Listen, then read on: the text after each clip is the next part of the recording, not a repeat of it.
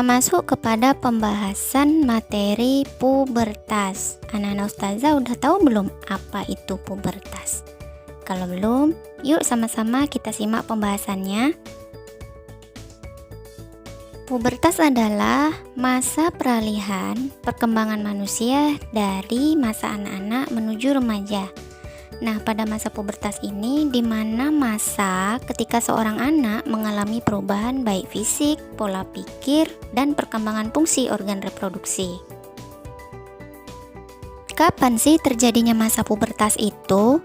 Masa pubertas itu terjadi pada usia remaja. Nah, kalau pada anak perempuan usianya berkisar di antara 8 sampai 13 tahun.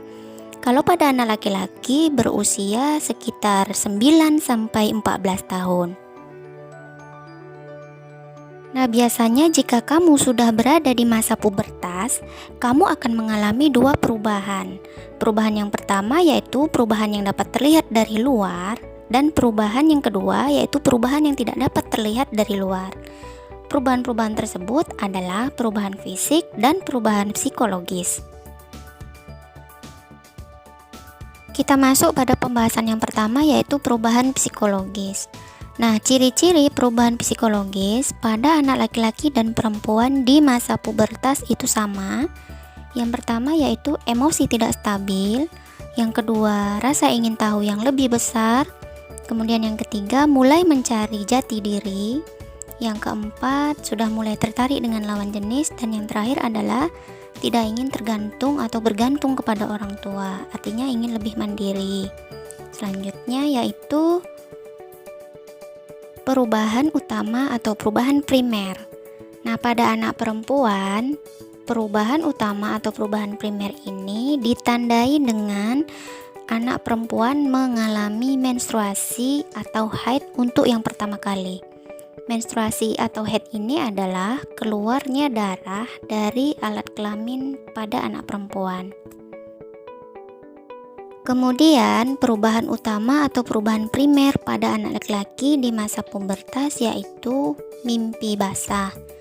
Mimpi basah biasanya ditandai dengan ketika kalian tidur, kalian bermimpi tentang sesuatu yang merangsang, lalu kemudian membuat sperma yang ada di dalam organ reproduksi kalian itu keluar.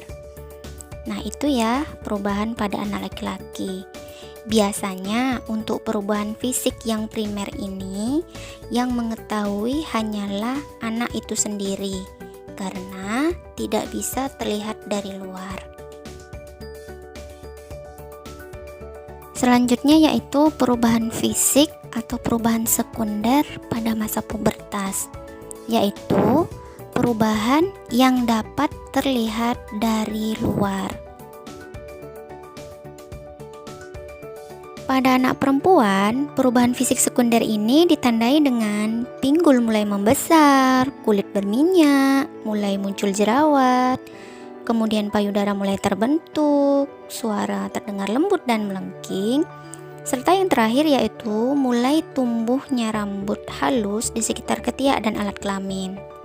Pada anak laki-laki, perubahan fisik sekunder ini ciri-cirinya dapat terlihat seperti dada terlihat bidang, tumbuhnya jakun di sekitar leher, kumis, dan janggut, suara menjadi lebih besar, mulai muncul jerawat, serta mulai tumbuh rambut halus di sekitar ketiak dan alat kelamin.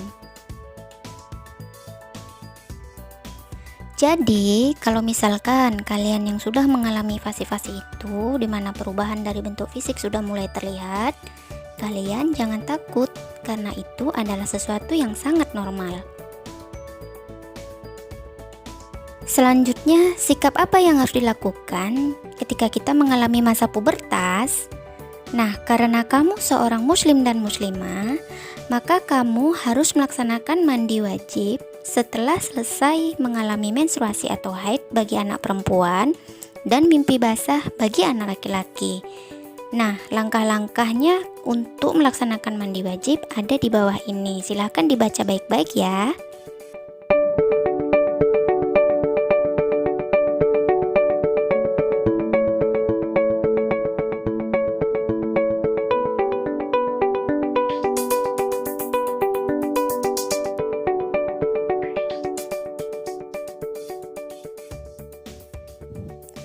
Sikap yang harus dilakukan jika kamu mengalami pubertas, kamu juga harus melakukan yang pertama, yaitu selalu mendekatkan diri kepada Allah, itu yang terpenting.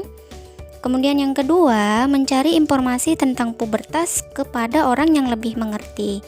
Dalam hal ini, kamu bisa bertanya kepada orang tua, ayah, bunda, kakak, atau abang kamu. Kemudian yang ketiga, selalu berpikir positif dan melakukan hal yang positif.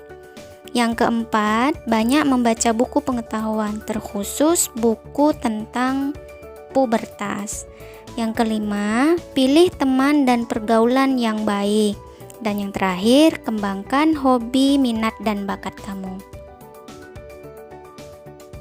Itu semua adalah tips sukses dalam menjalani masa pubertas.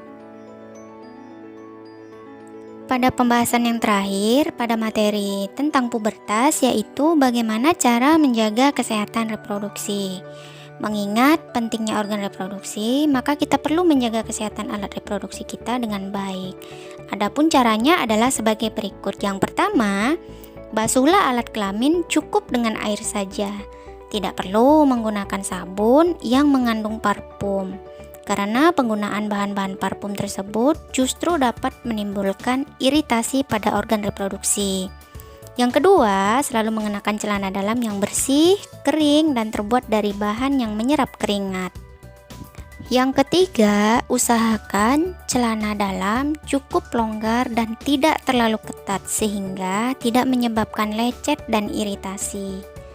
Dan yang keempat, yang terakhir, jika sedang mengalami menstruasi bagi anak perempuan, hendaknya mengganti dengan pembalut yang bersih dan kering setiap beberapa jam sekali. Cukup sekian pembahasan materi kita pada hari ini, semoga dapat dimengerti ya nak. Nah, untuk refleksi pembelajaran hari ini, Ustazah harapkan anak-anak Ustazah bisa menjawab evaluasi di bawah ini.